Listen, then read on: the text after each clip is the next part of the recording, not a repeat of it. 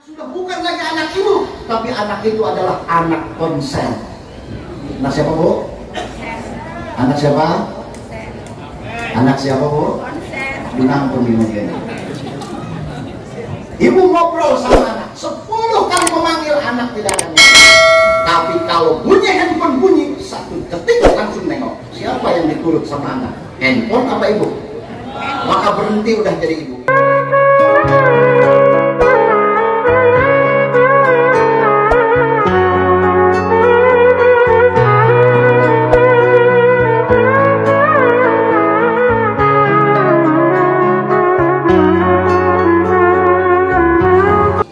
Baiklah hadirin wal hadirat rahimakumullah, akhirnya kita sampai juga kepada acara inti, yaitu tausiah agama yang akan disampaikan oleh guru kita Bapak Dr. Kiai Haji Sofyan Rosada dari Tangerang. Kepadanya dengan segala hormat wakil tempat kami persilahkan.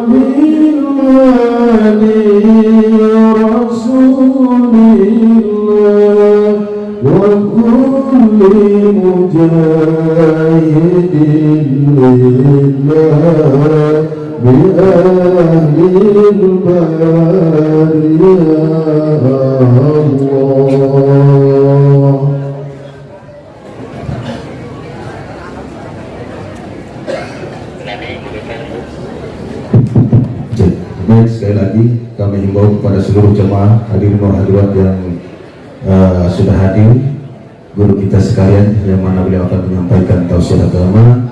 Kami harap kepada semuanya untuk mendengarkan dengan hikmat dan akhirnya kita bisa mengambil yaitu dan mengamalkan apa yang beliau sampaikan. Sekali lagi dengan segala hormat waktu dan tempat kami persilakan kepada Bapak Dr. Kiai Sofyan Rosada.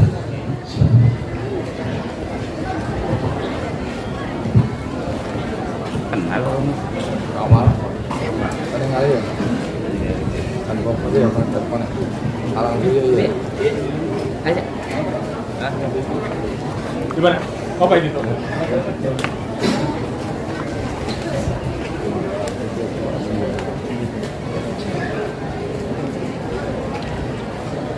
Assalamualaikum warahmatullahi wabarakatuh.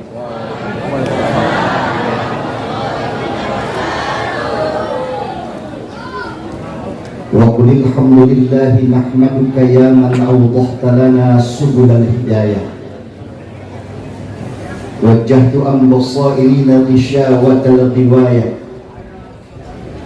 وأصلي وأسلم على من أرسلته سيدنا ومولانا محمد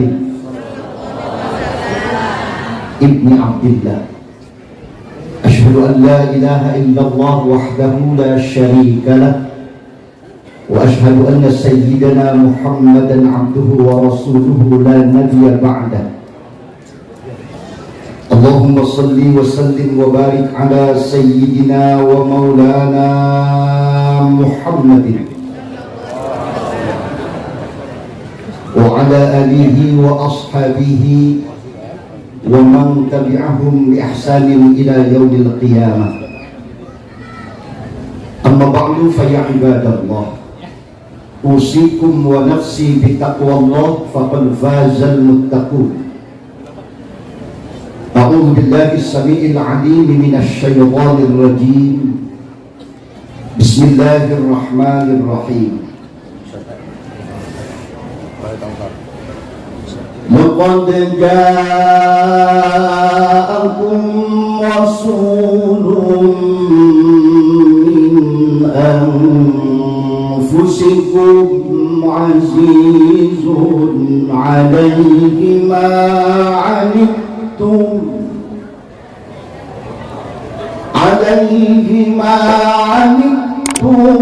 حريص عليكم بالمؤمنين رؤوف رحيم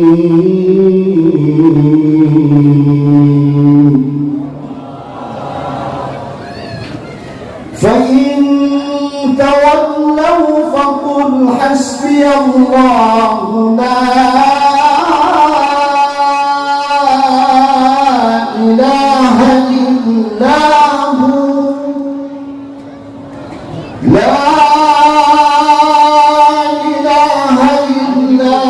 هو عليه توكلت وهو رب العرش العظيم. صدق الله العظيم. فضل أصدق القائلين ونحن على ذلك من الشاهدين والشاكرين والحمد لله رب العالمين. وقال النبي صلى الله عليه وسلم أنا سيد ولد آدم ولا فخر وبيدي لواء الحمد لا فخر. وقال تعالى أيضا عجبت أمتي أواخر أمتي لا يدركني ولا يراك أصحابي. صدق الله وصدق رسوله. Yang mulia para alim, para ulama, para hukama wal kibar,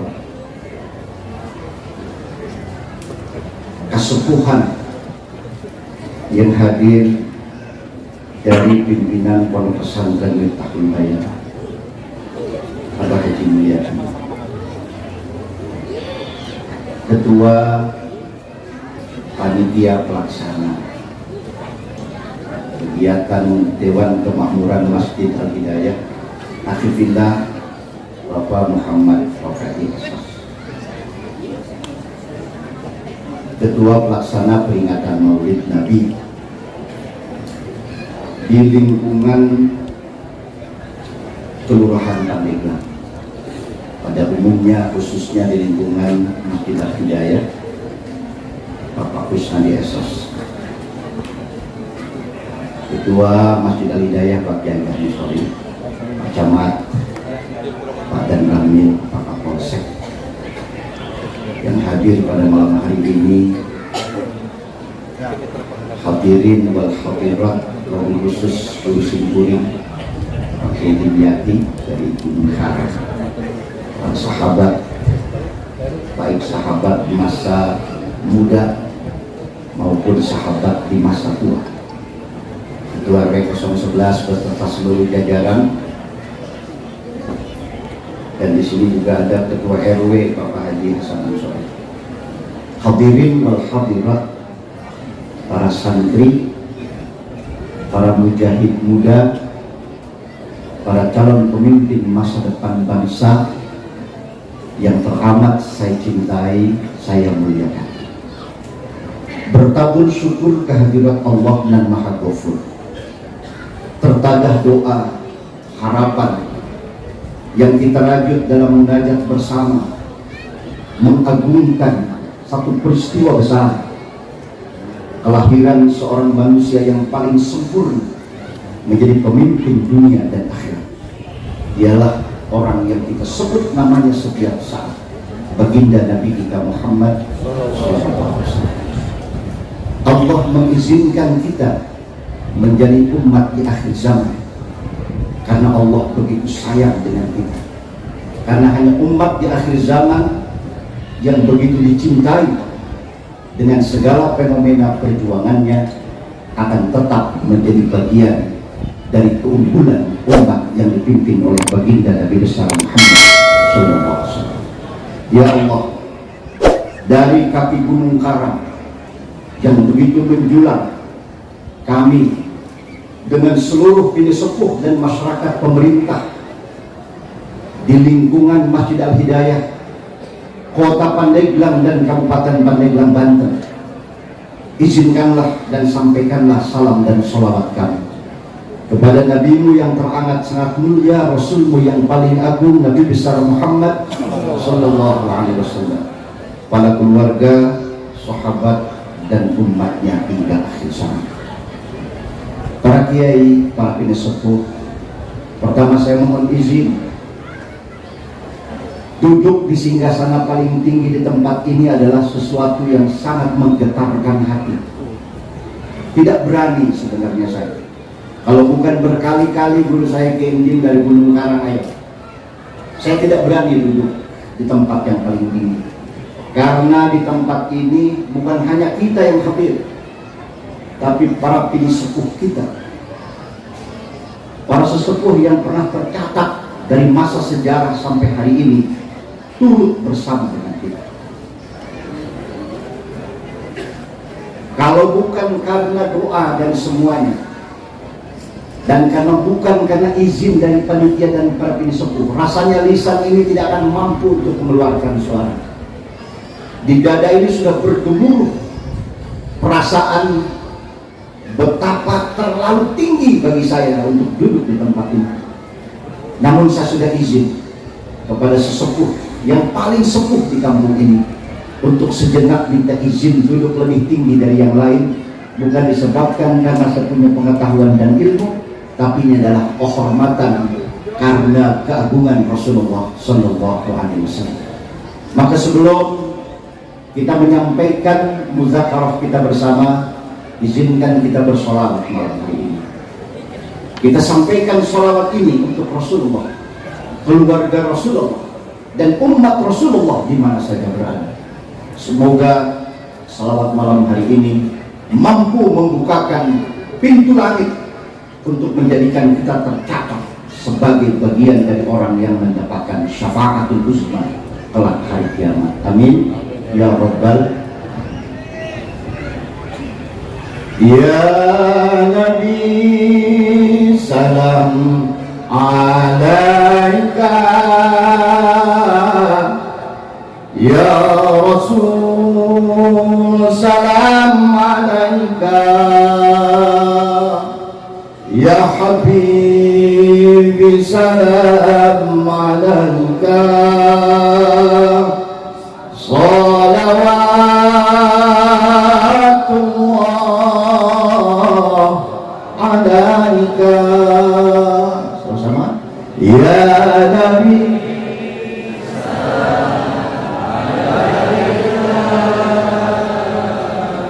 ya Rasul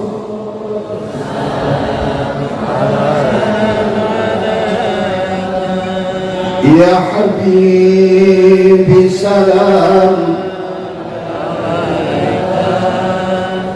salawatullah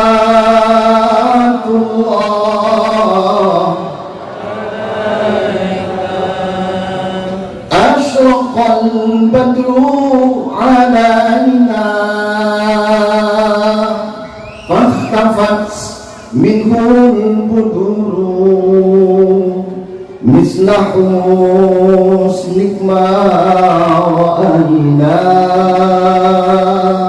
qattu ya wajha sururi ya Nabi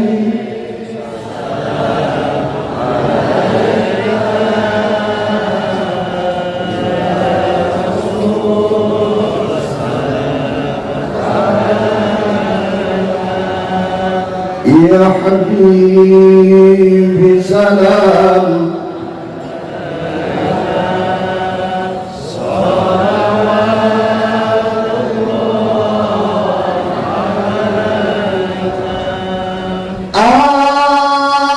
anta syamsun anta badrun anta nun fawqa nuri anta iksiru wa ghali anta misbahu suduri Ya Nabi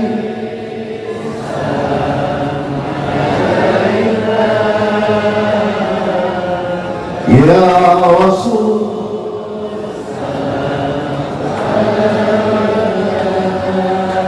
Ya Habib salam alaika salawatullah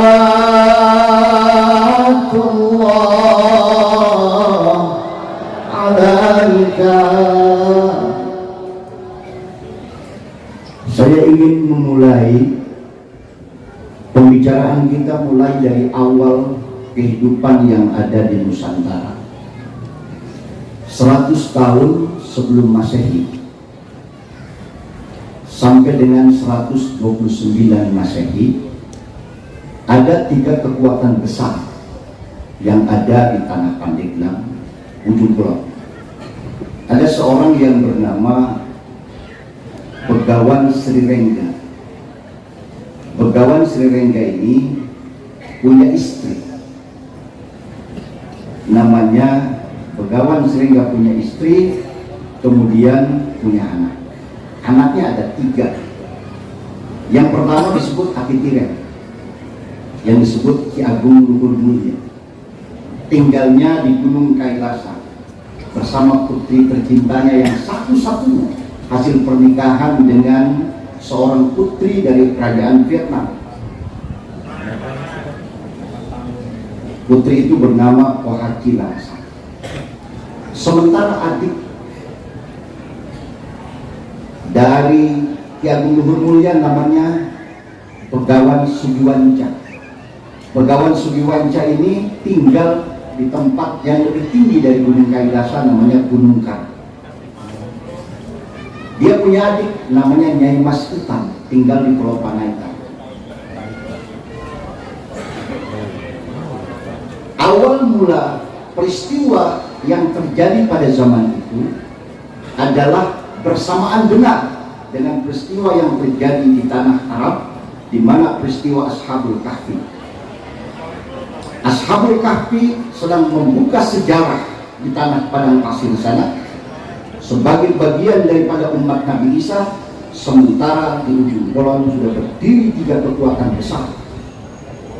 Dia adalah putra Sri Rengga.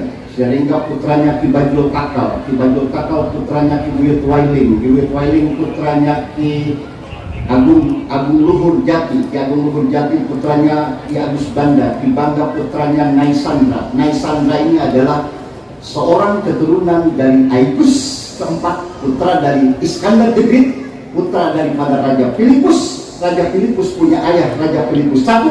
Ayah Filipus I adalah keturunan Nabi Gomer, putranya Nabi Yafis alaihissalam. Ini kita buka sejarah biar kita paham bahwa orang Pandeglang ini turunan Nabi. Orang kita ini turunan Nabi. Jadi kita, Yafis itu punya anak, namanya ada 3 nama yang terkenal yang menurunkan tanah ke Nusantara. Salah satunya namanya Ki Bagong. Ki Bagong punya anak namanya Begawan Sin. Karena disebut Begawan karena bahasa itu. Sin inilah yang menurunkan keturunan kepada mereka yang menjadi Raja Asok, yang kemudian menjadi Asok the Great yang ada di daerah Maurya, India. Ki Bajul Takal dengan keturunannya adalah turunan 2 raja besar yang dilahirkan dari Maurya, India, dan Iskandar the Great. Cuma karena Prabu Naisendra ini sudah tidak mau lagi menjadi raja dan dia ingin bertapa, lalu kemudian dia pergi ke salah satu tempat yang ada di ujung kulon, melahirkan keturunan-keturunan sampai kepada Ki Agung Luhur Mulia, punya keturunan Pohakilasa. Tahun 129 Masehi, Ki Agung Luhur Mulia meninggal dunia. Kemudian dilanjutkan oleh putri dan menantunya yang bernama Dewa Warman dengan gelar Prabu Domba Siliwangi. Jadi Raja Siliwangi pertama bukan raja yang ada di tanah Garut dan tanah Jepun, tapi Siliwangi pertama berkuasa di daerah ujung kulon Pandeglang. Lalu kenapa kemudian terkenal kepada kita tempat ziarah kita ini Ki Buyut Karan? Karan itu bukan nama orang, nama dinasti. Di buyut karang pertama bernama Isugi Wadicak yang dihidupkan dan hidup oleh Allah tahun 132 Masehi.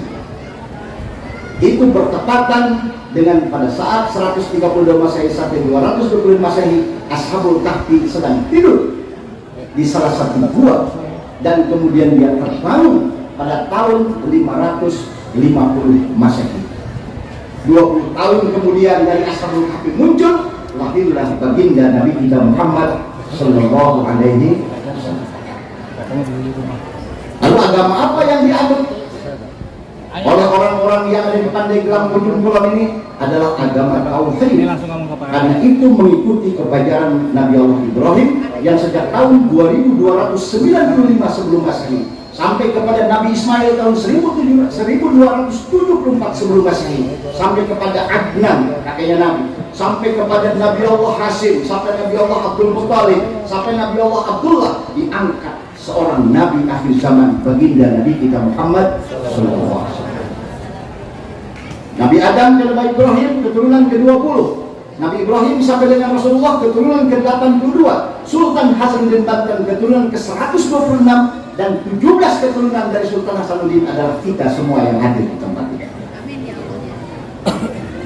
Sementara yang ada di ujung sana dari kerajaan Galuh, ketika Prabu Surya Dewa Wangsa sudah menyerahkan kedudukannya kepada putranya beranak yang Tajimalela dan kemudian menjadi raja di Sumedang Larang, dan dia meninggalkan kerajaan pergi ke Ujung Kulon dan tinggal di Gunung Karang. Keturunan kelima dari Eyang Tajimalela, Prabu Surya Kencana, Prabu Titis Surya Kencana, Prabu Alim Purwadharma, lalu melahirkan orang yang disebut Ki Bagus Saelana yang kita kenal dengan Ki Buyut Papak. Subhanallah.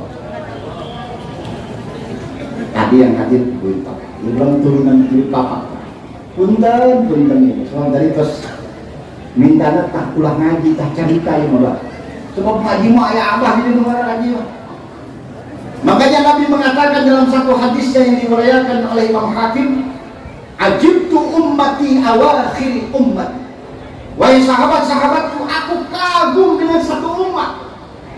Ditanya sama sahabat, umat yang mana ya Rasulullah? Umat di akhir zaman.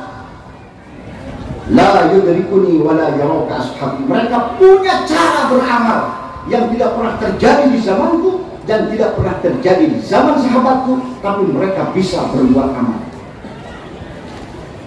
Zaman Rasulullah orang meninggal kacamat kubur selesai, sama dengan di Arab. Sampai hari ini orang Arab dikubur selesai. Kita ada meninggal 1 malam, 2 malam, 7 malam. Lalu orang Basno bilang itu bidah. Jangan bilang bidah. Ajibtu ummati awakhir ummati. Nabi kagum kepada umat di akhir zaman yang punya amal. Amal itu berbeda dengan zaman Nabi, tapi menembus langit. Bayangkan kalau orang meninggal pakai polsek. Orangnya. Pertama kalau ada orang meninggal ada silaturahim. Yang sudah berminggu-minggu, berbulan-bulan, bertahun-tahun tidak ketemu.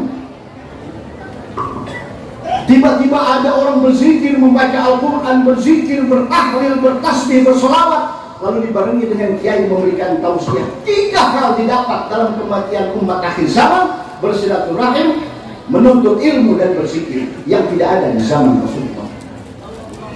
Ada orang mengatakan peringatan Maulid itu bid'ah. Nggak apa-apa, memang kita ini ahlul bid'ah. Kenapa? Karena kita pergi ke Arab tidak naik onta, kita naik pesawat. Pesawat itu bid'ah. Karena Nabi nggak pernah naik pesawat. Pernah nggak Nabi naik gojek? Kecuali Nabi Musa naik, Pak. Jadi orang yang berpikir sempit apapun bid'ah.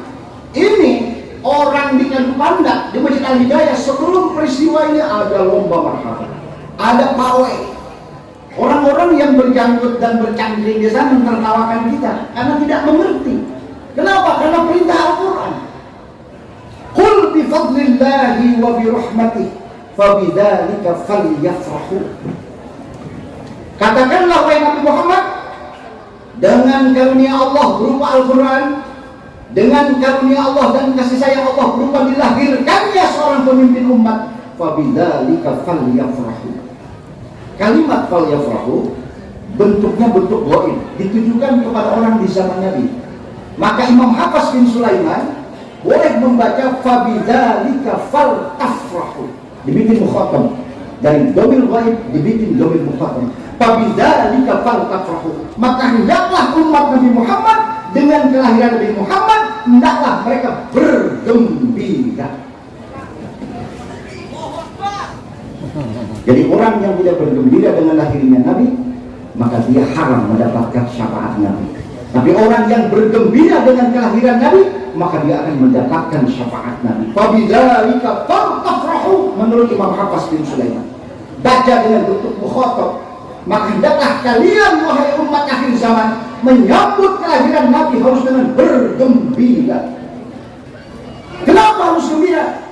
Wa huwa khairun mimma yajma'un. Karena gembiranya menyambut kelahiran Nabi dibanding dengan dunia dan isinya, dibanding dengan kemewahan dunia dan isinya, dibanding dengan harta benda dunia dan isinya, tidak ada artinya apa-apa dengan kegembiraan yang dimiliki oleh umat Rasulullah sallallahu alaihi Allahumma sholli wa sallim wa barik alaihi. Camat itu bergembira, Palembang itu bergembira, Pak Kapolsek, Pak Kiai semua bergembira. Pawai hujan-hujanan. Ini 4.000 orang hadir Bapak semua. Berapa Pak? Itu murah amat kemarin. Subhanallah.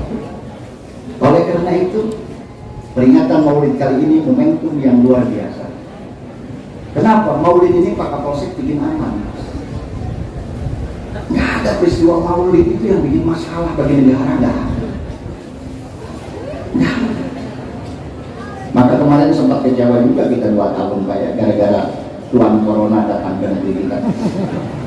Orang mana itu tuan corona sampai ngaji libur kayak ya, Maulid dan libur, coba. Sampai kreditan nggak kebayar itu. Jadi oleh karenanya kadu pandak ini, kadu, saya tanya tadi ke Papa, kalau kadu itu apa sih sebenarnya? Kok pakai kadu semua? Apa tanggal kadu? Oh lain kadu. Kadu kata kepanggil dulu artinya. Kadu itu singkatan tika panggil dulu. Perlu apa kadu? Aku lupa dulu. Mana kadu nak? Ayah kaki di Gunung Merah kaki. Kan sebelum tahu ayah tadi di pasar. Saya kejadian tadi ketua panitia tuh, ketua PHBI tenang kayak gitu. Karena mengadu mak ayah lah, atau ayah tuh percuma di pasar lagi gitu. Di mana? Aku kan pandak. Jadi ini kan pandak itu pandak berasal dari kata pendak, ketemu. Kata Lil Papak itu. Makanya Syekh Jabaluddin, para wali-wali ini kaki Gunung Karang itu terus turun sampai ke Warung Gunung. Di Warung Gunung ada namanya Kampung Sampai. Dari Warung Gunung turun lagi sampai ke Mandala. Mandala itu tingkat kekuasaan Raja Mandala dari Gunung Karang, instruksi ke sebelah utara, turun titik di titik Mandala. Ke sebelah selatannya titik ke Ciamas sampai kepada Bandung. Ke Tangerangnya sampai kepada Cisadane. Maka peristiwa ketika Banten diserang oleh Portugis, Sultan Agung Tirtayasa perintahkan kepada putranya bernama Prabu Raden Sagiri. Raden Sagiri kemudian menunjuk salah seorang panglima dari Sumedang Larang, turunan dari Eyang Kaji Marela Gunung Karang, yang disebut dengan Raden Arya Wangsadikara. Raden Arya Wangsadikara menjadi panglima perang melawan Portugis dan menang, lalu tubuhnya ditaruh di Cisadane. Gunung Karang kene bae Haji Gunung Karang kene.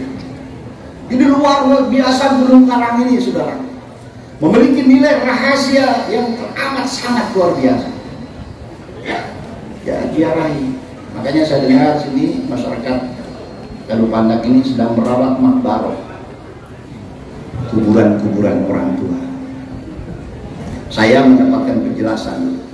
Ini makan ngobrol dengan guru saya, namanya Kiai Haji Tubagus Asri almarhum. Dia memberikan makna ayat Al-Quran yang berbeda Pak Camat. Jadi ketika Allah berfirman, Alam taro kaifa daraballahu masalan kalimatan thayyibatan kasyajaratin thayyibah. Bukankah engkau telah melihat sebuah perumpamaan kalimat yang baik, la ilaha illallah, seperti pohon yang baik. Asluha sabitun wa far'uha fis sama. Akarnya menancap sampai ke dalam bumi, kemudian cabangnya sampai menjulang tinggi ke atas langit. Pembahasan dalam sebagian ilmu thariqah Qadiriyah wa Naqsabandiyah yang ada di Cikiaran mengatakan bahwa manusia itu juga sama seperti pohon. Ada akar, ada batang, ada dahan, ada daun, ada bunga, ada buah. Apa ciri akar? Ditanam di dalam tanah. Apa ciri bunga? Bunga berkembang menyambut matahari pagi datang. Pertanyaannya buat ibu-ibu, bapak-bapak nggak usah jawab. Bu, kalau ibu punya pohon di dalam pot, lalu pohon itu berbunga, agar bunga menjadi buah, yang disiram bunganya apa akarnya? Ibu, bunga apa akar? Kalau disiram bunganya bagaimana, Bu? Rontok. Kita punya anak, punya cucu yang punya masa depan untuk menjadi buah-buah pemimpin masa akan datang. Kalau mereka ingin menjadi buah yang bisa menghasilkan rasa, maka siram akarnya. Boleh anak kita beliin motor, boleh anak kita belikan handphone yang mahal, tapi jangan lupa akikah buat almarhumah yang sudah tertanam di dalam tanah. Kita beli handphone 10 juta, beli motor 30 juta, beli mobil 100 juta. Masa beli kambing cuma 3 juta untuk mengakikahi orang tua tidak sanggup? Jangan salahkan kalau generasi hari ini menyimpang dari tatanan sejarah karena kita siramin kembangnya tapi biarkan kering akarnya. Jangan salah kalau besok ibu memberikan nasihat kepada anaknya, anaknya tidak mendengar. Anak sudah bukan lagi anak ibu, tapi anak itu adalah anak konsen. Anak siapa, Bu? Anak siapa? Anak siapa, Bu? Benang pemimpin. Ibu ngobrol sama anak 10 kali memanggil, anak tidak akan jawab. Tapi kalau bunyi handphone bunyi, 1 detik langsung nengok. Siapa yang diturut sama anak? Handphone apa ibu? Maka berhenti udah jadi ibu. Ini Pak Camat, mohon maaf. Gerakan dari Ya'juj wa Ma'juj, gerakan dari Dajjal.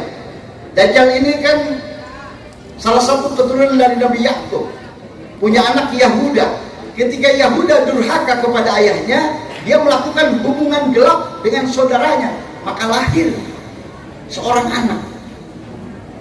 Anak ini lahir melakukan hubungan lagi dengan saudaranya, lahir lagi anaknya. Yang terakhir lahir namanya Musa. Musa bin Zofar bin Azir As-Sabi'i. Inilah yang kemudian dijadikan oleh Allah musuh kita di masa depan. Dia adalah anak manusia, keturunan Yahuda. Ketika Yahuda tobat kepada Allah lalu menikah, kemudian punya keturunan yang kelima. Di antara dari keturunan yang kelima jadi nabi, namanya Nabi Ya'la. Ya'la punya anak lagi, namanya Daud. Daud punya anak lagi, namanya Sulaiman. Sulaiman punya anak lagi, namanya Yazid. Yazid punya anak lagi, namanya Zifar. Zifar punya anak lagi, namanya Semi. Semi punya anak lagi sampai kepada Imran. Imran nikah dengan Hana, melahirkan Maryam. Maryam melahirkan Isa. Isa lah yang nanti diperintahkan Allah untuk membunuh Dajjal, karena umat Nabi Muhammad tidak ada kepentingan dengan urusan Dajjal. Jadi kita nggak usah takut sama Dajjal, kita takut sama handphone, tuh. Ada ibu yang mengeluh, Pak Kiai, apa doanya? Doa apa? Supaya anak taat. Gampang, apa? Berhenti belikan pulsa. Betul apa betul? Betul apa betul? Saya kalau ceramah di Tangerang ini jarang ada yang ngeliatin, Pak. Biasanya orang pada zikir dua jempol. Ibu tahu nggak zikir 2 jempol? Dulu nenek kita zikir setengah jempol. Subhanallah. Sekarang mah 2. Pak Camat coba lihat. Semua para pegawai silakan dikontrol tuh Pak datanya. Mereka. Makanya saya bilang pada Rabu, coba usulkan nanti kepada presiden yang akan datang. Coba ada wamil, Pak, wajib militer. Yang pertama suruh latihan ibu-ibu, Pak. Kenapa? Karena ibu-ibu yang bikin kita susah, kenapa betul? Jangan kesinggung, langsung marah aja ibu-ibu. Apa contohnya? Sederhana. Silahkan periksa lemari ibu di rumah masing-masing. Banyakkan baju ibu, apa banyak baju bapak? Kerudungnya ada 30. Baju seragam pengajian di RW beda, di Al-Hidayah beda, ketemu Pak Camat seragamnya beda, ketemu Ibu Bupati beda, ketemu provinsi beda. Tiap hari ngaji nggak ada liburnya, Senin, Selasa sampai dengan Minggu, sampai bapak-bapak kurus kalian bikinin kopi. Betul apa betul? Insya Allah. Itu kerudung ibu-ibu panjang, baju bapak batik 1, koko 1, kopiah 15 tahun nggak pernah ganti. Kita periksa baik-baik. Yang kedua, sendal dan sepatu, silakan lihat tempat sepatu. Ada berapa punya ibu? Warna-warni hitam, putih, coklat, ada. Bapak sendal jepit paling bawah. Kasihan nggak sama bapak-bapak bu? Kasihan bu. Kasihan bapak-bapak. Makanya bapak-bapak mangga batuk juga alhamdulillah pak. Lebaran. Ibu pernah nggak mikirin baju bapak? Jujur. Bapak mikirin baju ibu, baju anak, baju cucu. Terakhir udah lewat ke mall, udah mau pulang 5 menit lagi. Bapak kamu belum dibeliin. Akhirnya tidak beli yang bagus, yang ada nempel di situ dibayar. Alasannya ke bapaknya, maaf pak, tokonya udah tutup, bajunya cuma ini doang. Makanya gak heran kalau bapak-bapak gampang masuk angin. Harga baju yang ibu pakai dengan harga baju yang bapak pakai jauh lebih mahal punya ibu. Betul apa betul pak? Lihat tuh, bapak-bapak udah mulai sakit. Jadi mulai hari ini bu, berhenti meminta kepada bapak. Terserah bapak aja. Besok bapaknya ngasih 5.000, alhamdulillah. Betul bu. Besok bapaknya ngasih 10.000, alhamdulillah. Catat pak. Besok 10.000 aja. Orang sekarang dikasih 100.000 itu nggak ada yang senyum. Masa pak cuma segini? Bu, al-mar'atu imadul bilad. Wanita itu tiangnya negara. Tiang itu berdiri kokoh. Kalau tiangnya kuat, negara kuat. Kalau tiangnya keropos, negara hancur. Saya tanya sama ibu sekarang, bagaimana keadaan bangsa kita hari ini? Keropos. Bagaimana bu keadaan bangsa kita hari ini? Jadi kalau bangsa kita mau runtuh, itu bukan urusan bapak-bapak, itu urusan ibu-ibu, harus benerin tiang. Maka besok kalau rumah jelek, bapak-bapak suruh ibu-ibu benerin tiang. Padahal ibu-ibu itu kata Nabi, al-jannatu tahta aqdamil ummah. Surga berada di bawah telapak kaki. Coba periksa bu, di kakinya masing-masing, ada nggak surga? Langkah perjuangan ibu-ibu itu surga. Bapak-bapak itu jadi imam. Saya kadang-kadang ingin berdialog dengan bapak-bapak zaman sekarang nih, yang masih muda di bawah saya atau yang lebih tua. Gimana keadaan di rumah masing-masing ketika ibu berbicara? Banyakan kita, banyakan dia. Bu, perbedaan laki-laki dan perempuan menurut satu catatan sejarah, bahwa laki-laki hanya berkata 100 kata, perempuan 5.000 kata. Bedanya 4.900. Jadi kalau bapak baru mangap, ibu lihat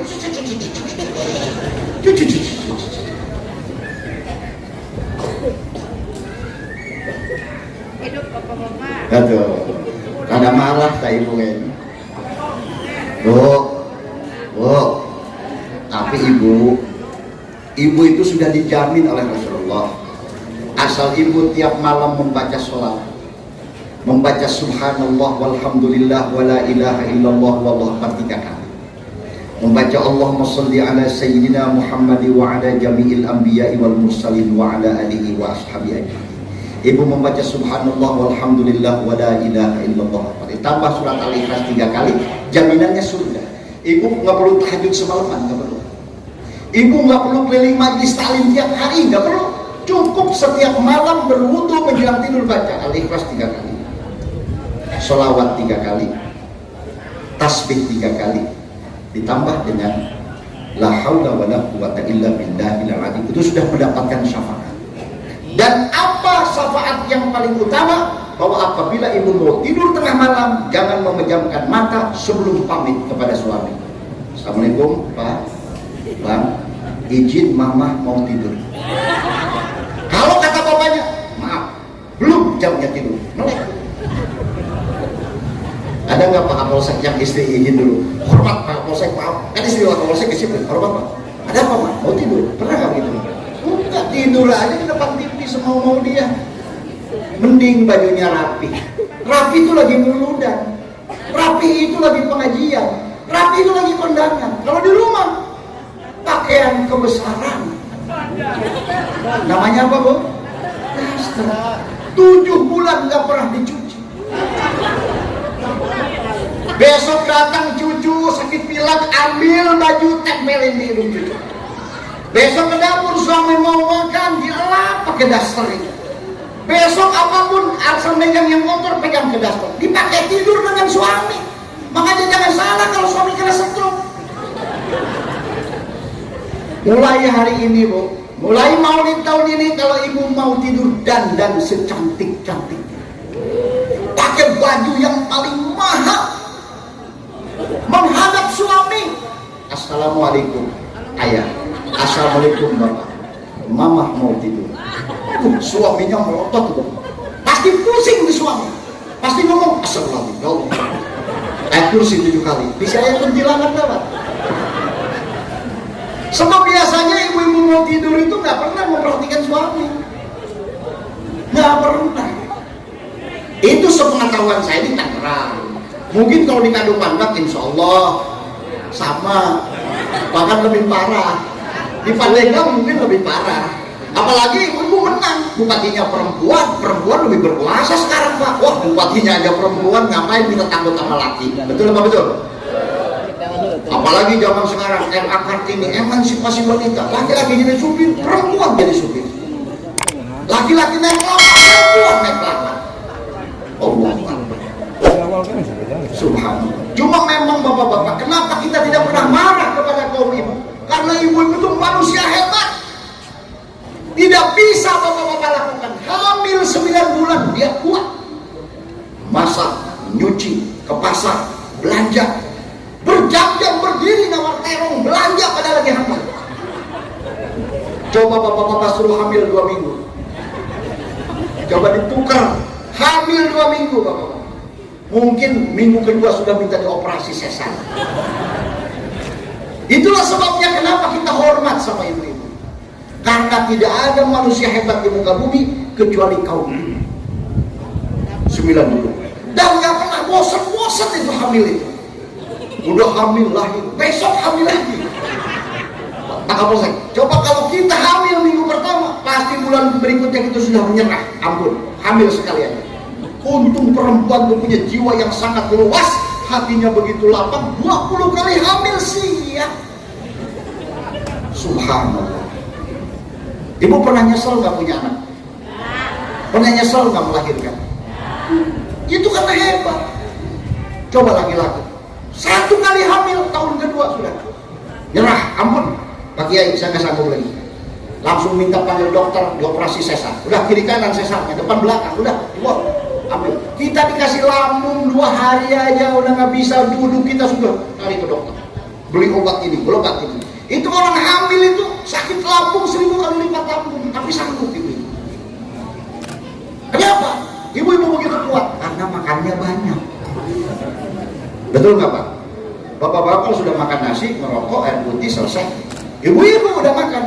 Ada tukang bakso lewat, panggil. Ada tukang somai lewat, panggil. Jadi ibu-ibu isi perutnya itu isi perut dunia. Ibu boleh hitung. Sekarang ibu anggarkan, dari sejak ibu belajar makan sampai dengan hari ini, sudah berapa miliar biaya yang masuk ke dalam perut. Betul apa betul? Seluruh makanan yang pernah kita makan, seluruh minuman yang pernah kita minum, hitung. Laporin nanti ke Ibu Sri Mulyani ke sana.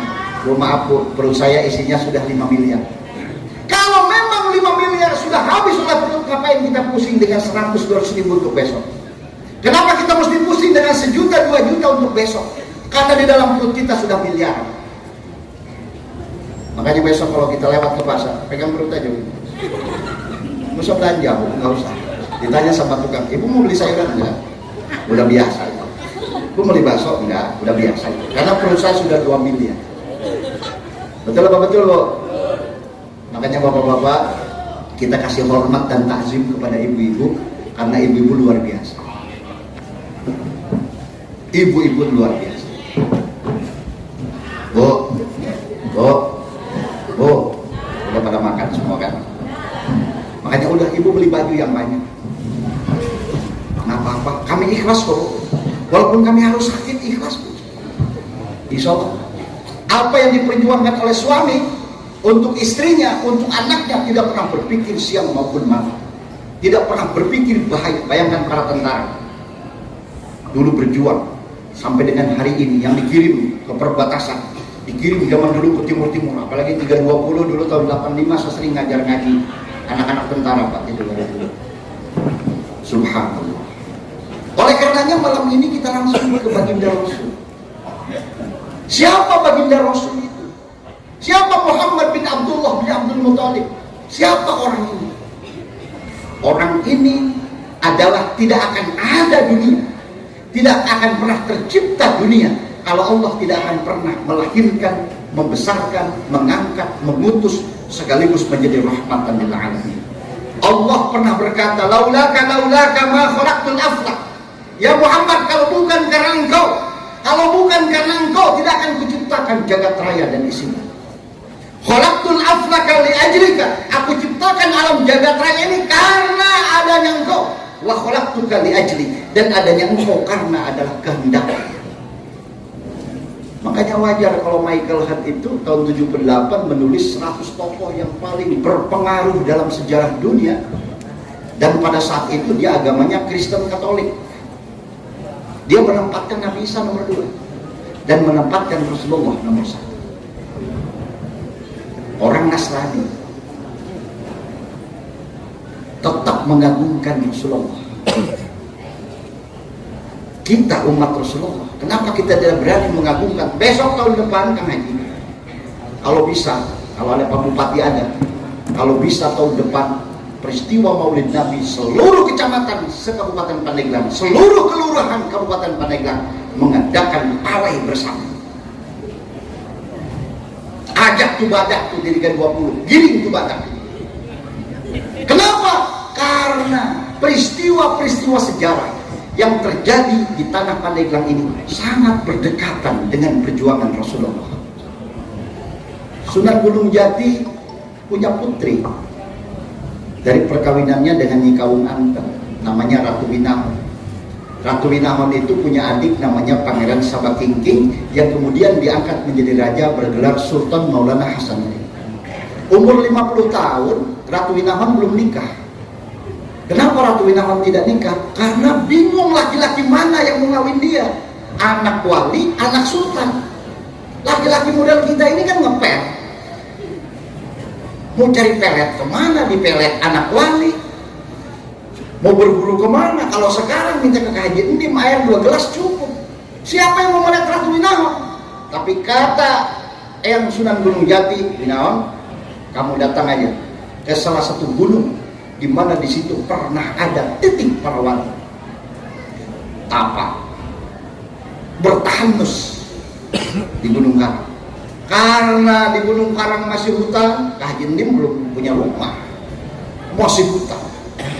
Ratu Winahon berzikir membaca sholawat kepada Allah, tiba-tiba batu yang ada di sekeliling Gunung Karang bikin agar tutup karena takut Ratu Winahon diganggu oleh binatang buas, yang kemudian kampung itu bernama Pagar Batu. Lalu dia tapa di puncak, dibimbing oleh sesepuhnya Eyang Taji Malela, dibimbing oleh para sesepuhnya. Kemudian tiba-tiba dikatakan bahwa Naon, nanti kamu akan ada yang berjodoh dengan kamu yang berasal dari tanah barat. Namanya Ratu Naon ngadep ke barat sambil ngintip, mana nggak datang-datang. Di Minangkabau ada seorang sultan, namanya Sultan Ainul Yakin Wirakusuma. Dia jadi sultan 9 tahun, mendapatkan petunjuk untuk bertirakat ke tanah Jawa. Dan suruh datang ke ujung kulon, suruh datang ke Gunung Karang. Namanya zaman dulu pesawat belum ada, ya kan? Akhirnya dia terbang. Terbang sampai di atas gunung, melihat ada sebuah cahaya yang memancar sampai ke angkasa. Lalu turun Sultan Ainul Yakin Wirakusuma dan dilihat ada seorang wanita yang sangat bersinar, lalu kemudian turun. Pada saat turun disambut oleh Sunan Gunung Jati sebagai ayah Ratu Naon dan dinikahkan. Pada saat dia turun diikuti dengan angin yang sangat besar, diikuti dengan pasir yang sangat luas, sehingga disebut Kampung Pasir Angin. Itu kampungnya Kang Haji. Nikah, punya anak dua. Yang pertama Nyi Ratu Gede Khadijah yang kemudian dibawa ke Jawa Timur. Yang kedua Tubagus Angke Wijaya Kusuma yang makbarohnya ada di Jakarta. Siapa Pangeran Wirakusuma? Dia Pangeran Nurul Yakin Wirakusuma Zainal Abidin. Punya ayah namanya Sunan Giri, punya ayah namanya Maulana Ishaq, punya ayah Maulana Jumadil Kubro, punya ayah Syekh Maghribi, punya ayah Syekh Alawi, punya anak Syekh Abdul Razak, punya ayah Syekh Abdul Qadir Al-Jailani Qaddasallahu sirrahul aziz. Jadi Gunung Karang ini pancar wali yang sangat kuat kebanggaan. Syekh Abdul Qadir Jailani keturunan ke-11 dari baginda Rasul Muhammad sallallahu alaihi wasallam. Jadi ini Kadu Pandak, dekat banget dari Gunung Karang. Jadi orang Kadu Pandak mau masjidnya juga Al-Hidayah. Makanya Syekh Abdul Qadir Jilani pernah mengajarkan kepada cucunya satu doa, Allahumma inna nas'aluka bihal hidayah wa biddalid daimumah wa bi'alifil wahdaniyah. Itu doa yang diturunkan Syekh Abdul Qadir Jilani kepada Sunan Giri dan diturunkan kepada putra-putranya yang ada di gugusan Gunung Karang sampai dengan Kadu Pandak, sampai dengan Pandegu, sampai dengan Rangkaspita. Syekh Abdul Qadir Jilani mengajarkan kepada putranya yang lain tentang pembacaan sholawat.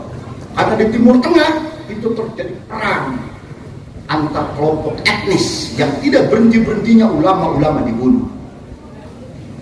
Terjadi banyak perubahan-perubahan sosial yang ada di tanah Timur Tengah. Sementara Pandeglang adem, ayem, sehat, gemah ripah lejinawi sopa, mau lewat pakai punten.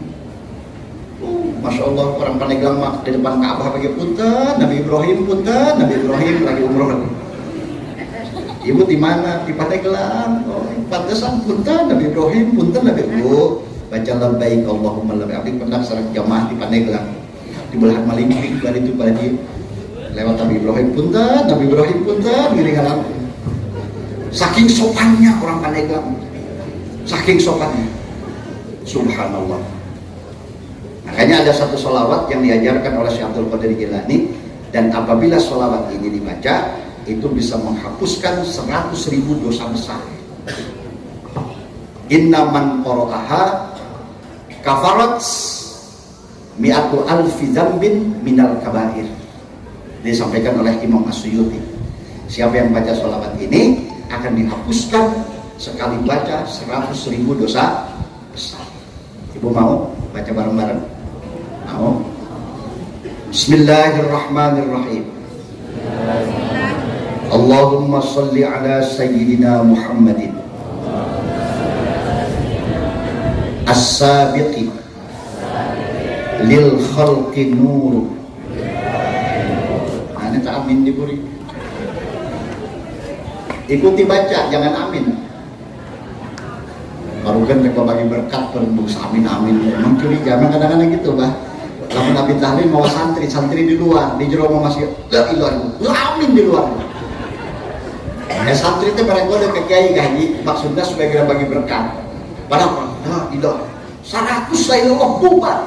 Ayatnya kalau mentahlil la ilaha 7. La ilaha illallah, langsung doa itu mah. La ilaha illallah. Makin kencang di guru. Ilallah, ilallah. Terus lamun kiai ngadoa amin tetap doa. Amin apa yang ngagetakan kiai? Amin. Amin. Ada diburi tah. Berarti can bagian berkat tadi buri eta. Lainna teh ngaji bagian berkat tadi buri. Aminna rada sinis eta. Warahmatu lil amilina zuhur adada man mada min khalqika wa man baqiya wa man sa'ida minhum wa man syaqiya salatan tastaghriqul 'abdi wa tuhitu bil haddi salatan la ghayata laha wa la muntaha wa la inqidha salatan daimatan bidawamik wa baqiyatan bibaqaik Allahumma salli ala sayyidina Muhammadin alladhi mala'ta qalbahu min jalalik wa 'ainahu min jamalik fa asbaha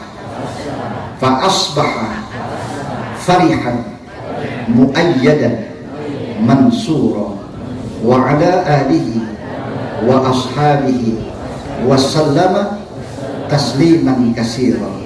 Allahumma salli ala sayyidina Muhammadin ad-durril azhar wal yaqutil ahmar wa nurul azhar wa sirrillahil akbar la haula wa la quwwata illa billahil wahidil qahhar. Kata Syekh Abdul Qadir Jilani, kalau dibaca sekali 100.000 dosa besar habis. Dibaca 2 kali 200.000 dosa habis. Kenapa dibaca di sini? Berarti di sini dosanya besar-besar, termasuk saya. Jangan ngaku punya amal, betul apa betul? Hanya kalau kita datang ke Sultan Banten dari Gunung Karang, maka haji tinggal ke sebelah tim. Assalamualaikum ya Syekh Sultan Maulana Hasan bin Banten bi'ilmillahi laduniyatil mubin. Ucapkan kalimat itu ke Sultan Banten karena laduni yang nyata adanya di Banten. Kalau kita ke Cirebon, Assalamualaikum ya Syekh Sultan Maulana Syarif Hidayatullah Syamsul Ulum wal Qamar wal Jalalul Qumur. Kalau kita datang ke Gunung Karang, ngadep ke ujung kulon, Assalamualaikum ya awliya Allah Bahrul Ulumil Mabani, lautan ilmu yang sangat nyata. Saya ini dapat ijazah dulu dari guru saya, Haji Ujang Rafiuddin, termasuk dari mama kakek saya dulu pernah dapat ijazah dari Syekh Abdul Haq yang ada di Rangkas Pintu. Beliau dapat ijazah dari Syekh Mukri Labuan Al-Yamani, dapat ijazah juga dari gurunya. Saya juga mendapatkan ijazah sholawat dulu zaman muda dari mama Halim Cijihara. Kebetulan putra beliau sering ketemu. Jadi saya datang ke sini minta barokahnya. Camat bukan mau menjelasin ilmu, saya nggak sanggup. Saya tidak sanggup menjelaskan ilmu di tempat ini sama dengan menenggelamkan diri. Orang-orang di sini nggak banyak omong, dia orang Tanjung Pandak, orang Ciherang, Pandeglang itu banyak yang dia. Bukan kiai-kiai terkenal seperti orang Jakarta, bukan kiai-kiai panggung yang suka berceramah, bukan kiai-kiai yang suka demo, bukan. Mereka diam di atas sejadah, mereka bersujud. Ibu-ibu juga rajin-rajin gelar sejadahnya, Bu, apa gulung sejadahnya rajin? Gelar sejadah. Saya tahu, makanya begitu diundang ke sini kan, deg-degannya itu 2 minggu. Kita ngomong-ngomong di hadapan para kiai, para ulama ini. Apa yang pantas disampaikan untuk saudara-saudaraku di Kadu Pandak kecuali satu: pegang baik-baik bahwa Kadu Pandak dengan seluruh masyarakatnya dan Pandeglang pada umumnya bukan keturunan orang biasa, tapi keturunan Nabi yang sekaligus keturunan raja. Kita keturunan perpaduan antara Bani Ham, Bani Sam, dan Bani Yafis, kumpulnya di ujung kulon. Keturunan dari Sam bin Nuh, bin Lumka bin Irfasad bin Sam bin Nuh bin Lumka bin Matuslah bin Akhluk bin Qainan bin Yad bin Miqyail bin Anusi bin Sis bin Adam. Sementara Nabi Sis punya putra Sayyidan Nur yang tinggal di ujung kulon. Dua perpaduan ilmu yang datang dari ilmu syariat melalui sholat, zakat, puasa, haji, dan ibadah, ditambah dengan zikrullah, bermunajat kepada Allah lewat perjalanan mukasyafah sampai kepada langit yang ketujuh, berkumpul di Kabupaten Pandeglang. Makanya orang kalau ditanya dari mana Pak Pandeglang, waduh enggak, takut. Coba ditanya oleh orang dari Jawa Timur, Bapak dari mana? Dari Pandeglang. Waduh, kiai dicari mukakan. Saya pernah masih muda ziarah ke Madura. Pada saat saya masih sekolah dulu, saya ziarah ke Madura naik kereta sampai Pasangkuri Surabaya, lalu sampai ke Sebasania, dari Sebasania sampai ke Prabu Jakandar, sampai kepada ke sana ke ulama Madura. Begitu ditanya, sampean dari mana? Dari Pandeglang. Wah, saya disangkanya saya kiai, pada cium tangan. Saya bingung. Karena apa? Nama Pandeglang ini luar biasa. Ini harus dijaga oleh masyarakat Pandeglang yang tidak boleh mendengar arus pengaruh dunia luar. Orang Pandeglang jangan gampang diprovokasi oleh siapapun. Pandeglang punya kepribadian yang sangat santun dan tinggi, dan ulamanya bukan orang-orang yang suka berada di panggung. Ulamanya berada di dalam keheningan malam. Ulama-ulamanya bermunajat lawan putaran kasbeh dari Gunung Karang sampai seluruh kecamatan yang ada, desa dan RW. Mereka adalah orang-orang yang selalu malam hari di tempat-tempat ziarah. Maka orang bertanya, kenapa orang Pandeglang tidak ada yang terkenal sampai ke masuk TV? Nggak perlu masuk TV, TV kekecilan buat orang Pandeglang. Betul Pak, betul? Kenapa orang Pandeglang tidak terkenal? Tidak mau orang Pandeglang. Kalau orang Pandeglang mau, TV Jakarta sudah penuh oleh orang Pandeglang, sampai rusak kalau perlu TV ditimpukin itu. Mohon maaf Pak Kapolsek banyak. Orang Pandeglang itu bukan orang yang gampang dipromosi. Orang Pandeglang tidak mudah. Kenapa? Karena Uyut Papak itu juga Pandeglang. Makanya ada disebut Pandeglaan. Kalau disebut Pandeglaan, adanya di kampungnya Kang Haji Dimyati di atas. Berarti terlihat timur, utara, selatan, dan barat. Sementara Pandeglang adanya di sini. Jadi Pandeglang orang yang bisa membuat gelang, dan gelang itu tidak bisa ditembus oleh goib yang salah, karena ada di kampung Kadu Pandang. Makanya awas, harus pada pintar bikin gelang di sini. Apa? Bikin sebuah pintu gerbang yang goib tidak bisa tembus. Makhluk-makhluk gaib yang ada di Selat Sunda tidak bisa tembus melewati gelang yang terbuat sebesar pintu gerbang yang dibuat oleh Uyut Papak. Makanya saya ngomong begini, mudah-mudahan pulang dapat berkahnya.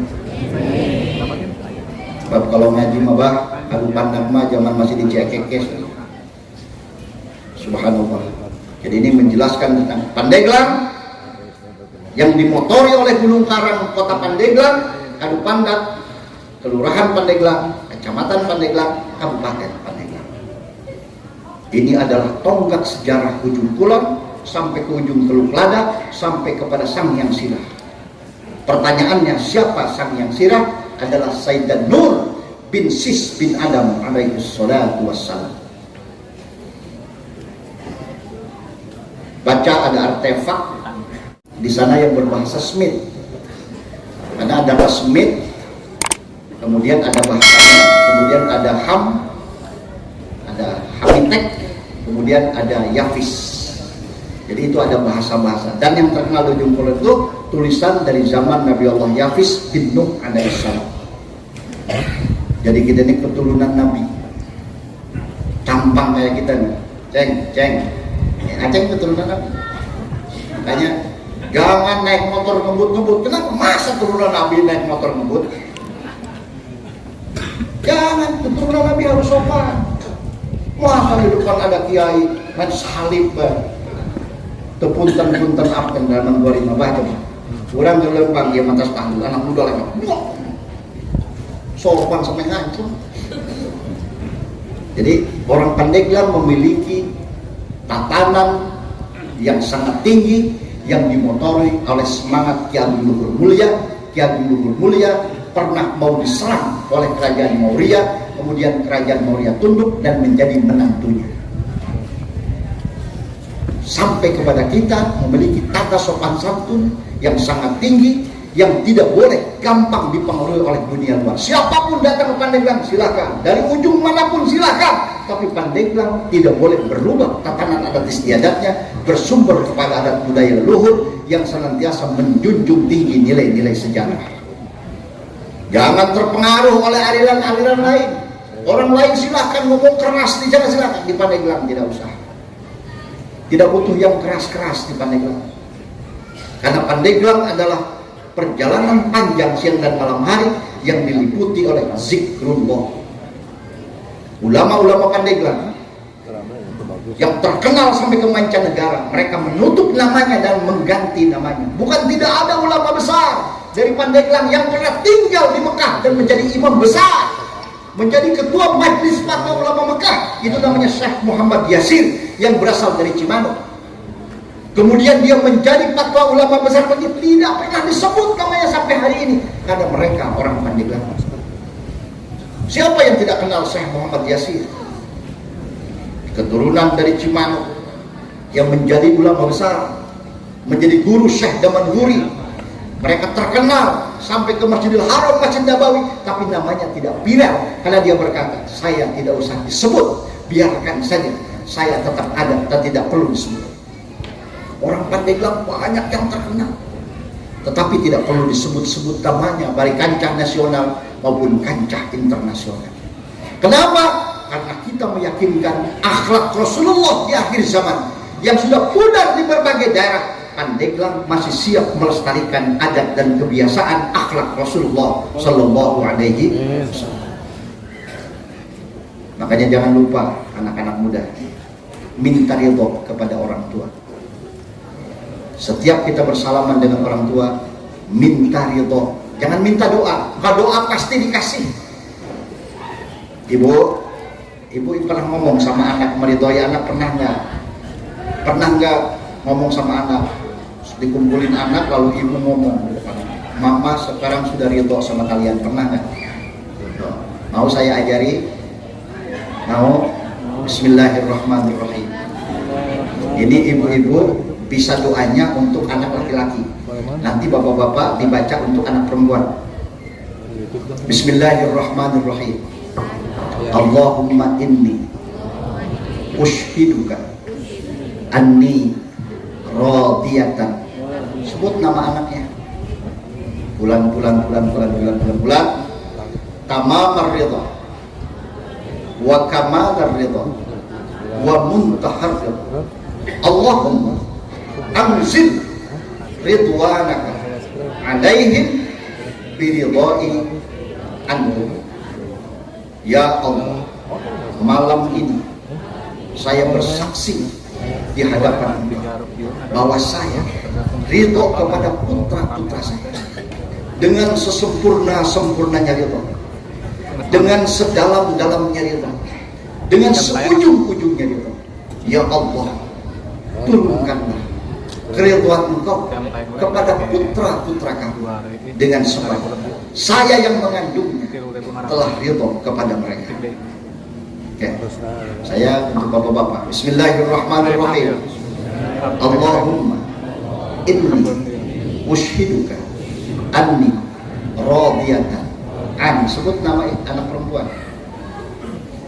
Tamamar ridha wa kamalar ridha wa muntahar ridha. Allahumma anzil ridwanaka alaihinna biridhai ankunna. Ya Allah, malam ini kami semua bersaksi di hadapan Engkau, memohon kepada Engkau bahwa malam ini saya telah memberikan ridha kepada putri-putri saya dengan seujung-ujungnya ridha, dengan sesempurna-sempurnanya ridha. Ya Allah, taburkanlah keridhaan Engkau kepada putri kami dengan sebab kami telah ridho kepada mereka. Ada yang bertanya begini kepada saya, Pak Ustadz, ya Bu, ibu-ibu yang nanya. Kalau bapak-bapak memang kalau ngaji juga jarang nanya, yang cerewet ibu-ibu. Kalau bapak-bapak ngaji selesai aja. Pak Ustadz, saya sudah ridhoi tapi anak saya bandel. Terus kalau saya suruh melawan, saya suruh sholat melawan, saya suruh sekolah melawan, suruh kerja melawan, bangun kesiangan. Terus bagaimana? Akhirnya saya pengen marah. Ibu gak usah marah, karena ibu juga zaman mudanya begitu. Betul apa betul? Betul kan? Bapak gak usah marah, karena zaman mudanya juga begitu. Tapi bagaimana? Berikan keridhaan mutlak tanpa syarat. Walaupun anak itu nakal, nakal adalah putraku. Walaupun nakal adalah anakku. Itu tatanan adat Sunda yang ada di tanah Pandeglang. Makanya orang-orang Pandeglang, walaupun di Jawara, Pendekar, zaman dulu pergi ke Jakarta menjadi pembunuh, perampok, ketika sudah tua mereka tobat kepada Allah. Kurang bagaimana sejarah Pandeglang yang menguasai Jakarta, Tanjung Priok, Pasar Ikan, Pulau Seribu. Tapi setelah sepuhnya pulang ke kampung, kemudian mereka taubat kepada Allah. Kenapa? Karena doa ibunya baru dijawab oleh Allah kemudian pada masa anaknya sudah tua. Makanya jangan pernah punya syarat mendoakan kepada anak. Kalau kita doa, ya Allah berikanlah keberkahan kepada anak. Begitu anak didoakan, tiba-tiba dapat seminggu kita kesel, doa putus. Karena doa ada syaratnya. Syarat doa itu harus ikhlas, tapi ridho itu sudah di atas ikhlas. Kalau orang sudah menurunkan ridho kepada putra putrinya, tidak terhalang oleh kemarahan. Marah silahkan marah, ridho tetap datang. Kenapa sebabnya? Sebab kalau kita mendoakan, Allah tidak akan segera mengijabah. Tapi kalau kita meridhoi, Allah segera meridhoi kepada putra kita. Kenapa kita lambat selama ini mendoakan anak kita? Karena kita doa terus-menerus setiap malam, tapi lupa memberikan keridhaan kepada putra-putri kita. Ketika putra kita nakal, kita marah, kita usir. Bahkan ada yang tidak mengakui kepada putranya karena tidak mewakili semangat kehidupannya. Itu soal gengsi kehidupan. Peluk anak yang bandel ini, cium dia, pasrahkan kepada Allah, berikan keridhaannya kepadanya. Allah turunkan keridhaan kepadanya. Catat baik-baik, ini adat istiadat yang diajarkan oleh leluhur kita yang ada di Gunung Karang. Apakah itu kita sebut Kebuyut Karang, Kebuyut Rakor, dan apapun yang kita sebut namanya adalah dinasti-dinasti Karang, semuanya mengajarkan akhlak perilaku yang mulia kepada anak-anaknya. Apa boleh kita benci dengan orang? Jangan. Marah boleh, tapi marah jangan diikuti dengan kebencian. Apakah kita boleh marah? Silahkan. Kata-kata Umar Ibn Khattab, wa may yattaqillaha lam yashfi ghaizu. Kata Umar, siapa orang yang mengaku takwa kepada Allah, marahnya tidak akan berhenti, marahnya tidak akan sembuh, akan marah terus sama orang. Tetapi kemarahannya diikuti dengan doa dan keridhaan. Jangan ikuti kemarahan kita dengan kebencian, dengan kedengkian, dengan dendam kusumat, tapi berikan kemarahan kita kepada siapapun didorong dengan doa. Kalau ibu besok ada yang ngomongin jelek, oleh tetangga diomongin, ibu jawab, ya Allah, saya ridho dengan omongannya. Kalau yang diomongin percis sifat saya pribadi sebenarnya. Betul apa betul? Besok ada yang menggunjing kita, yang memfitnah kita, nggak perlu marah. Wa ma romaita itu romaita walakin Allah haroma. Tidak akan datang apapun ucapan dan perbuatan orang kalau Allah tidak mengizinkan. Jawab dengan akhlak. Saya menerima apa yang disampaikan siapapun kepada saya. Apa sebabnya? Kalau yang dibicarakan orang lain tentang diri kita benar ada sifat jelek dalam diri kita, berarti Allah ingin memberikan ampunan. Tapi kalau benar yang dibicarakan oleh orang lain tidak ada dalam diri kita, Allah ingin meningkatkan kualitas amal kepada kita. Itu akhlak yang ada di kehidupan yang paling. Makanya untuk menegakkan Islam di Nusantara nggak perlu ribut-ribut, nggak perlu teriak-teriak, nggak perlu ceritakan dalil Al-Quran untuk berperang dengan sesama Muslim. Sampaikan akhlak dan perilaku yang baik, dan itu ada di Pandeglang. Buat apa kita teriak-teriak? Al-Quran malah dilecehkan orang lain ketika Al-Quran dibacakan di tengah-tengah terik matahari dengan penuh kemarahan. Sampaikan Al-Quran dengan bahasa yang sangat lembut. Itu ada adat istiadat Pandeglang. Banyak ulama-ulama dulu nggak pernah marah. Saya ini santri paling bandel di Ciekek dulu. Ini tampang paling bandel, tapi guru tuh selalu senyum. Saya tuh paling nakal, paman saya hadir, Mang Haji Al-Wali. Ini adik ibu saya. Kak saya nakal, kakek saya tuh nggak pernah marah. Makanya saya jadi kiai itu karena didoain sama nenek saya. Saya dikutuk oleh nenek saya untuk jadi kiai. Saya bandel dulu. Orang main bola, saya nggak nendang bola, saya tendang kakinya pecah. Kalau orang belum bengkak kakinya nggak puas saya main bola.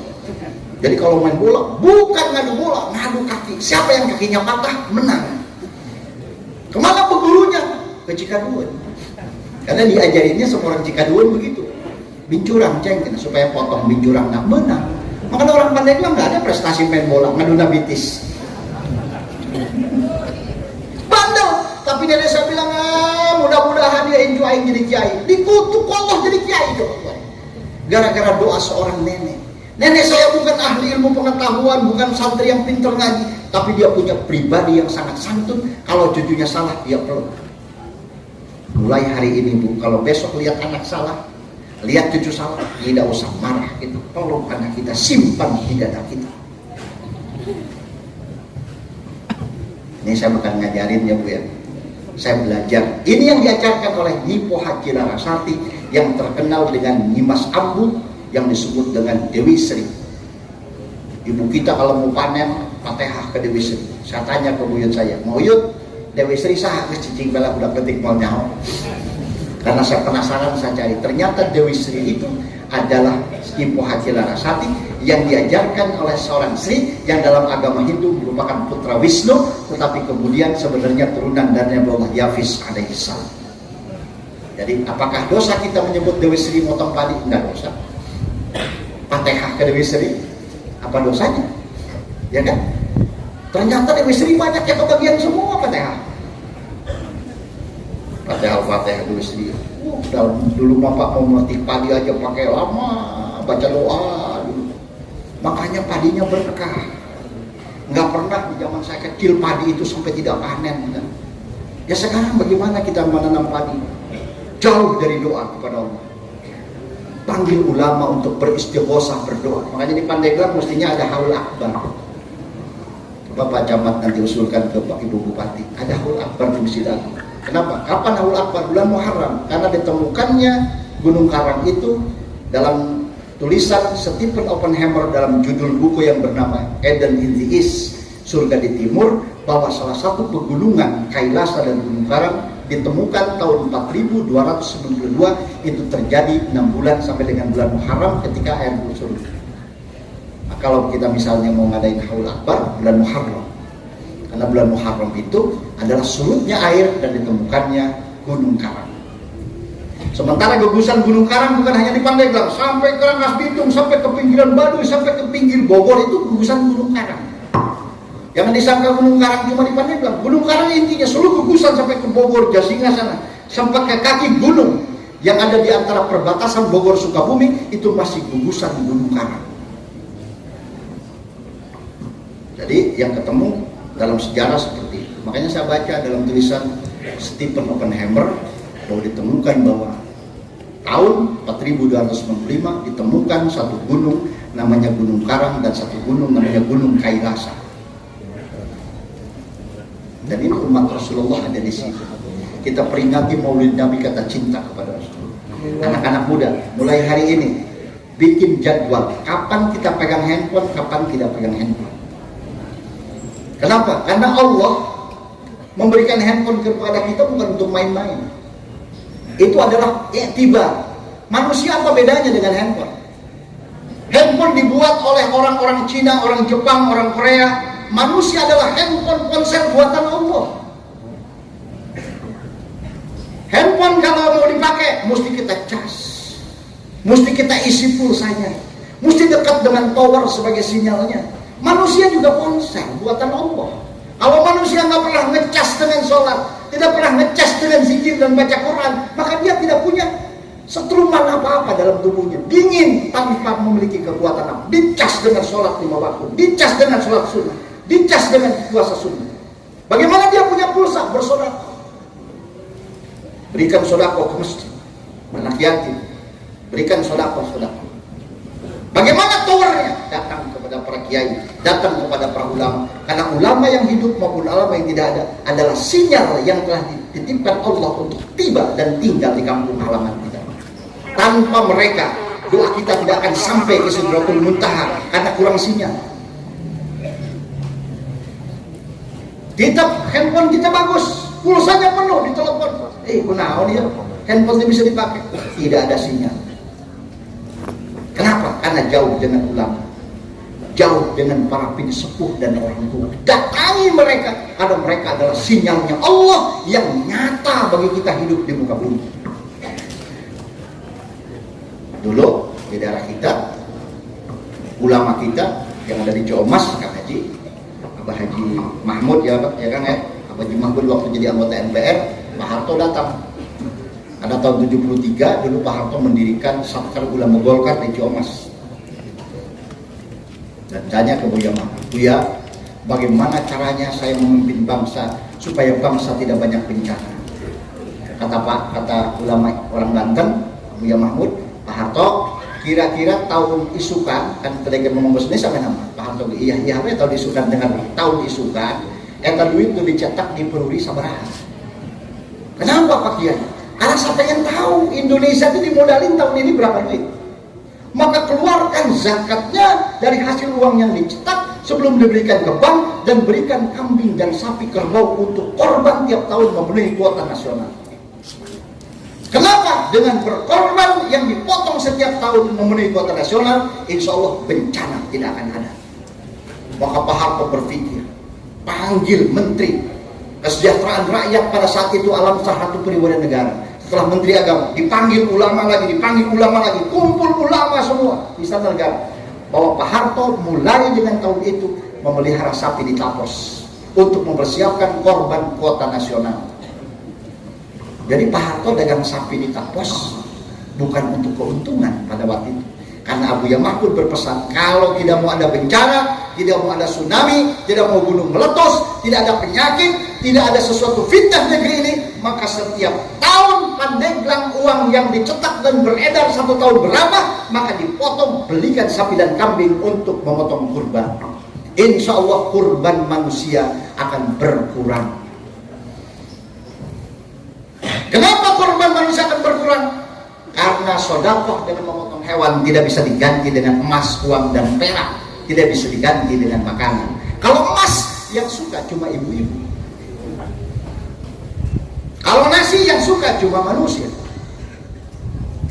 Tetapi kalau hewan yang dipotong dengan Bismillahirrahmanirrahim, maka darah yang memancar dari leher binatang itu didafil bala wadarkis syaqqa wasu'il qadha wasamatatil ada. Makhluk yang ada di dalam bumi tidak akan mengganggu manusia. Kotoran tai kambing, tai sapi, sebelum disebut nama Allah tidak akan tertarik. Manusia najis, tapi begitu disebut nama Allah Bismillahirrahmanirrahim, kotoran yang mengalir sepanjang kali disambut oleh kuman, oleh zooplankton, disambut oleh bakteri, disambut oleh makhluk kecil, disambut oleh akar pohon, sehingga mereka menerima rizki. Benda yang najis disebut nama Allah, disambut oleh makhluk-makhluk lain. Maka suatu saat cucu kita pergi ke sawah, tiba-tiba datang kuman mau mengganggu cucu kita. Kata kakeknya kuman, jangan ganggu, karena bapaknya dia dan kakeknya dia telah mengirim kotoran kambing, sehingga dengan makan kotoran kambing maka kamu hamil, maka lahir kamu. Bisa sampai nggak pemahaman kita sampai ke sana tentang kehidupan? Dagingnya dimakan manusia, dimakan kucing, dimakan tikus, dimakan oleh makhluk yang lain. Tulangnya, kata Nabi, sisakan tulangnya untuk bersedekah kepada saudara-saudaramu bangsa jin-jin Islam. Makanya kalau ada satu peristiwa di negeri ini yang membuat bangsa ini goyang dengan peristiwa sakit, penyakit, bencana, itu jelas karena bangsa ini tidak memenuhi kuota korban nasional. Silakan nanti Pak Camat dibicarakan dengan Bu Bupati. Silakan bicarakan dengan Gubernur. Waktu Pak Wahidin jadi Gubernur, saya sudah berkali-kali bilang ke beliau. AA berkali-kali bilang saya, Banten ini harus dihitung. Uang di Banten kumpul di mana? Apa di Serang, Tangerang, Tangsel, Cilegon, Kabupaten Lebak, apa Pandeglang? Oh, Lebak Pandeglang mah kecil. Yang gede di Tangsel. Yang gede kota Tangerang. Berarti kota Tangerang walaupun cuma 13 kecamatan, korbannya harus lebih banyak daripada Pandeglang karena uang yang beredar dalam skala nasional lebih besar di kota Tangerang. Saya sampaikan ke Pak Erik, saya sampaikan ke Pak Sarudin, Pak, ini harus ini ditembus. Ternyata setelah libur 2 tahun, korban di Al-Azhar cuma 15 ekor. Makanya yang mati corona 760 orang. Jadi menyembuhkan corona dan apapun namanya, Allah punya cara. Cara Allah tidak akan terbantahkan. Sekarang kita kalau harus divaksin 4 kali vaksin, mohon maaf Pak Kapolsek, sampai sekarang masih pakai masker aja. Mohon maaf Pak Kapolsek, kenapa? Karena instruksi, kalau Bapak nggak pakai masker, masuk TV, dipotong, Bapak dipanggil sama Kapolres. Ini kan aturan ya Pak ya? Padahal corona udah pergi jauh. Mohon maaf, kenapa? Karena statement pemerintah pusat sampai ke bawah tidak komit terhadap sebuah keputusan. Saya tidak akan mengkritik pemerintah pusat, karena kita yang milih, siapapun yang kita pilih. Saya sih milih Pak Prabowo, jujur aja, nggak milih Pak Jokowi. Ya karena Pak Jokowi yang menang ya udah. Orang Pandeglang milih siapa? Prabowo. Ya etel. Jadi jujur, maka saya bilang ke timnya Pak Jokowi, Mukhtar Ngabalin itu kan kawan saya, dia ketua pemuda remaja masjid. Saya waktu itu Majelis Pertimbangan Pusat. Saya bilang, Bung Ngabalin, disebut sama anak-anak Bung Ibulin disebutnya. Bung Ibulin, saya nggak pilih Pak Jokowi ya. Ternyata dia juga dulu Pak. Jadi nggak apa-apa presiden. Makanya kata Kang Haji PI, ponakan saya, enakan zaman Soeharto. Benar gitu kan Haji. Dan zaman Soeharto mah Michael Putri kuat kayaknya. Kemarin kuntu besar dia. Jadi ternyata dalam zaman Soeharto mah huntu masih kuat, zaman Jokowi selalu gitu. Jadi pemerintah Kota Pandeglang besok ketika nanti ada pilkada 2024, pilih pemimpin yang takut kepada Allah dan cinta kepada rakyat. Pilih pemimpin yang takut kepada Allah yang cinta kepada siapa saja di antara putra Pandeglang. Kita tidak pernah mengatakan ini lebih baik, ini lebih baik. Tidak, siapapun yang dikehendaki Allah memimpin kita terima, tapi doa kita pemimpin yang takut kepada Allah dan cinta kepada rakyat. Begitu Pak Camat ya. Karena Pak Camat kita, alhamdulillah, saya kalau lihat Pak Camat ini wajah sepuh, wajah pengayom. Saya lihat Pak Kapolseknya juga wajahnya wajah tenang, karena terkena air gunung karang terus Pak. Tapi kalau Bapak tinggal di Pandeglang, wajahnya udah kayak apa? Asli mana Pak Kapolsek? Oh dari Medan, makanya saya bilang ini Bapak ini keturunan. Medannya di mana Pak? Medan, kota Medan. Nah, kota Medan ini sampai ke arah Barus. Barus itu adalah ada sahabat Nabi namanya Syekh Mahmud Al-Yamani, dia sahabat Umar bin Khattab, dan itu adalah titik nol Islam Nusantara. Ya, Bapak dekat sana ya. Saya pernah ke sana. Saya pernah bertirakat di sana 7 malam di tangga yang 100 tangga itu. Jadi sudah sampai pula saya ke Medan. Wah, ternyata kita punya Kapolsek orang Medan ini. Makanya orang Pandeglang ini Pak, jangan buka rahasia. Duren-duren yang dijual di Pandeglang itu dari Medan Pak. Untunglah orang Medan jadi Kapolsek di sini sehingga rahasia bisa terjaga. Makanya bilang ini duren Jawa Mas asli, di mana Jawa Mas? Saya buah dia buat. Ternyata durennya dari Medan. Ya Pak ya. Jadi alhamdulillah. Bapak sudah berapa lama Pak di sini? Berapa tahun? 2 minggu. Baru kemarin Pak dari Medan. Masya Allah Pak. Tadinya tugas di mana Pak? Tangerangnya nih? Kabupaten. Kalau Pak ini Bapak Pak Pramil dan Ramil asli? Menes. Wah, tuh ini mah turun Abah Haji Jirjis. Menes. Jadi wajahnya wajah ustaz. Jadi ini Pak apa namanya? Kalau saya lihat perbedaannya, mohon maaf, ini wajah ustaz. Wajah ustaz. Kalau ini Densus 88 Pak, agak serem dikit. Tapi Pak saya pernah bawa umroh Densus 88 30 orang Pak. Diperintahkan oleh komandan. Pak Kiai tolong bawa Densus 88. Masa nembak berani, bunuh berani, sama jarum suntik takut. Makanya saya bilang pertama kali saya berbohong suntik meningitis karena Densus 88. Tapi sampai di Mekah dia diundang oleh kerajaan Mekah untuk kumpul. Jadi saya ikut-ikutan dengan mereka, Pak, kami punya tugas. Alhamdulillah, Pak, teman-teman saya polisi banyak. Jadi tentara juga banyak. Bahkan saya pernah pada zaman Pak Kapolrinya Pak Bang Yusuf Andi Manggabarani, itu saya sering memberikan tausiah di Polri. Dan Pak Jenderal Swedi Marasabesi juga dari Kostrat saya sering bersama. Nah, mudah-mudahan nanti Bapak lama-lama tinggal di Pandeglang. Istri orang mana, Pak? Wah, jauh kali, Pak. Kalau di kita mah jauh kali, jauh kacayu. Jauh kali Sulawesinya nih. Subhanallah. Jadi istri Sulawesi, Bapak Medan, tinggal di Pandeglang. Sekarang tinggalnya di Pamulang. Oh, jadi Pamulang Tangsel. Kalau Pak Norabil? Pandeglang. Tinggal istri Pandeglang. Bapak asli Pandeglang, istri Pandeglang. Jangan pindah lagi, udah Pandeglang aja. Jadi saya biasa ngobrol begini. Artinya saya penasehatnya Pak Arif di Kota Tangerang. Jadi Pak Arif Hasanuddin 2 minggu sekali kita diskusi. Termasuk Pak Kapolres kita diskusi. Jadinya kita berharap mudah-mudahan dia jalan Polri, Pak. Tapi Bapak bukan anak buah Sambo kan, Pak? Bukannya Pak ya? Bukan ya? Awas hati-hati kalau anak buah Sambo repot nih. Makanya saya bilang ini saya ditutup begini kayak Sambo atau bukan nih? Maaf Pak Kapolsek ya. Saya yakin Pak kalau polisi sudah dititipkan jadi orang di Pandeglang, pasti polisinya soleh. Bapak di Polres apa di Polseknya? Di Polsek Tangerang ini Pandeglang asli mana, Pak? Purwokerto, Jawa Tengah. Jadi provinsinya Semarang, Jawa Tengah atau Jogja? Jawa Tengah, Semarang. Ini berarti Kangjeng Sunan Kalijogo ada di situ juga di Lampung ya, Pak ya. Di Kangjeng Sunan Kalijogo juga pernah ke Gunung Karang dulu. Semua wali songo dan raja-raja Nusantara semuanya pernah menginjakan kaki di Gunung Karang. Catat baik-baik, seluruh raja Nusantara pernah menginjakan kaki di Gunung Karang. Pernah menginjakan kaki di Samyang Sirah. Jadi Bapak dari Purwokerto, istri orang mana? Pandeglang. Bisa benar Bapak dapatin orang Pandeglang. Jadi udah berapa tahun di sini? Wow, Bapak mah udah bisa ngomong Sunda, Pak. Seketik gitu ya. Yang penting Bapak jangan jadi anak buah Sambo ya, Pak ya. Ini polisi soleh nih. Artinya karena hari ini Polri lagi diuji, Pak. Mudah-mudahan Polri segera lulus dari ujian. Sebab kalau Polri tidak bisa menyelesaikan masalah Sambo, maka Polri akan jatuh nilainya. Maka saya doakan mudah-mudahan segera selesai. Pak Kapolsek ada di sini, Bapak ada di sini. Artinya bahwa kita doakan bahwa Polri ini adalah salah satu jantung keamanan negara.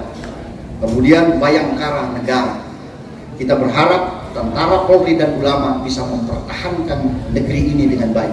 Makanya orang-orang model Pak Sambo suruh nyingkir dulu, Pak. Jadi Bapak ada hubungan sama Pak Sambo ya? Pak Sambo orang Sulawesi kan? Istri Bapak bukan saudara Sambo bukan ya? Ya maaf Pak Kapolsek. Ya, artinya saya dialog kayak begini kenapa? Biar dekat Pak. Nanti kalau Bapak ke Tangerang, Alam Sutra, belakang ada namanya Kecamatan Pinang. Di situ Kapolseknya orang Medan juga, Pak. Orang Medan juga, makanya saya kumpul di Pandeglang Medan, di Kunciran juga Medan ini. Jangan-jangan orang Medan sudah pindah semua ini ke Jakarta ini. Jadi Bapak mudah-mudahan selalu bertugas dengan baik, sehat, selamat, Pak Kapolsek, Pak Camat, Pak Koramil juga sama. Karena ini jantung kota Pandeglang, bahwa Bapak tugasnya jauh lebih berat dari wilayah lain. Karena ini adalah wilayah sejarah yang sangat tua. Oleh karenanya Bapak dan Ibu sekalian, marilah kita bersama-sama bangun semangat kekeluargaan, kebersamaan, dan akhlak orang Pandeglang, orang Pandeglangan. Jangan pernah tergoda dengan paham-paham yang masuk dari luar, apapun bentuknya. Karena ulama Pandeglang sudah punya kekuatan besar. Masyarakat Pandeglang punya kekuatan besar, dan kekuatan kita adalah titik-titik sejarah yang pernah ada di lingkungan Kabupaten Pandeglang. Saya kira sudah jam 11. Sudah cukup ya. Dong tukang parkir lah ya kan. Parkir kan mana dulu mobil baliar ke kaca sopir. Jadi Pak Kapolsek saya mohon maaf. Salam takzim saya buat Pak Camat, Pak Kapolsek berani sampaikan ke Pak Kapolres. Kemudian para ulama saya mohon maaf kalau ucapan yang saya sampaikan itu salah. Tapi jujur, Pak Ketua PHBI, saya datang ke sini bukan mau ceramah. Keluh rasanya ceramah di depan para ulama. Tapi saya pengen silaturahim dan pengen pulang bawa doa, bawa restu. Jadi suatu saat kelak saya mendapatkan restu dari Kang Panda yang begitu saya cintai, saya hormati, mendapatkan restu dari ulama-ulama yang ada di gugusan Gunung Karang, juga pemerintahan Kota Pandeglang, dan mudah-mudahan Pandeglang menjadi kota yang tetap menjalankan amanah Rasulullah SAW. Terima kasih. Mohon maaf atas segala kekurangan. Terima kasih atas segala perhatian. Wallahul muwaffiq ila aqwamit thoriq. Assalamualaikum warahmatullahi wabarakatuh.